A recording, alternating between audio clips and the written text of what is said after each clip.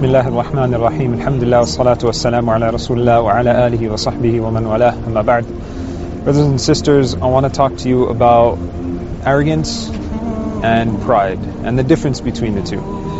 Islamically, are we allowed to be prideful? Are we allowed to have pride?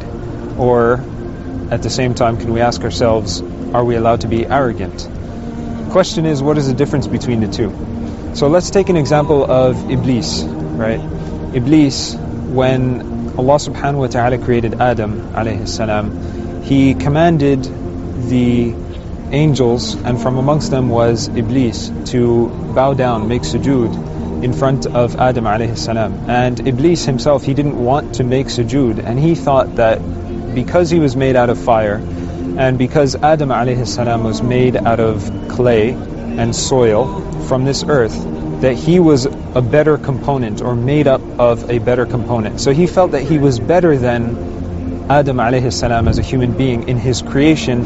Therefore he didn't need to bow down and follow the command of Allah subhanahu wa ta'ala. So that is showing us an example of arrogance. And that is how Iblis was arrogant towards the command of Allah subhanahu wa ta'ala, showing that he knew what was better.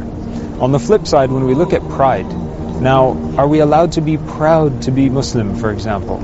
Yes, there's nothing wrong with that, and yes, we should be proud to be Muslim. We should not have any issues with, for example, putting our foot in the sink, making wudu in a public bathroom. That is something that is that is completely fine, and there's nothing wrong with that. So we should be happy, and we should be proud of who we are, and the individuals that we are, and the life that we live, and the commands that we follow from Allah subhanahu wa ta'ala, as well as the sunnah of the Prophet sallallahu alaihi wasallam. So being proud is permissible, being arrogant isn't.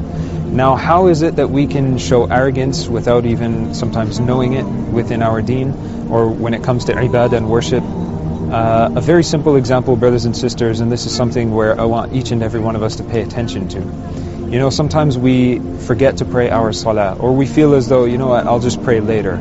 Or for example, some people go the distance to say, I don't even need to pray, right? I don't need to pray because there's no reason for it, and you know, there's not really a purpose towards the prayer. I'm not seeing any change in my life, for example, so I don't need to pray. That is challenging Allah subhanahu wa ta'ala. So you are arrogant over the command of Allah subhanahu wa ta'ala and what He has prescribed, in fact, made compulsory upon each and every one of us, which is to pray to Allah subhanahu wa ta'ala 5 times a day. And the same thing applies to all of the other aspects of our deen. When you think you know what's better for you above what Allah subhanahu wa ta'ala commanded for us or placed upon us, then you're being arrogant towards the command of Allah subhanahu wa ta'ala. Thus you're challenging, just like Iblis challenged Allah subhanahu wa ta'ala, you are challenging the command of Allah subhanahu wa ta'ala, showing that you think you know best. So brothers and sisters, that's a simple reminder for each and every one of us to know the difference between pride as well as arrogance, and how we as Muslimin can stay away from arrogance, stay away from what displeases Allah subhanahu wa ta'ala, and try and do what gets us closer to the pleasure of Allah subhanahu wa ta'ala, thus gaining the reward of Jannah and seeing the face of Allah subhanahu wa ta'ala. Jazakumullahu khairan. Wassalamu alaikum wa rahmatullahi wa barakatuh.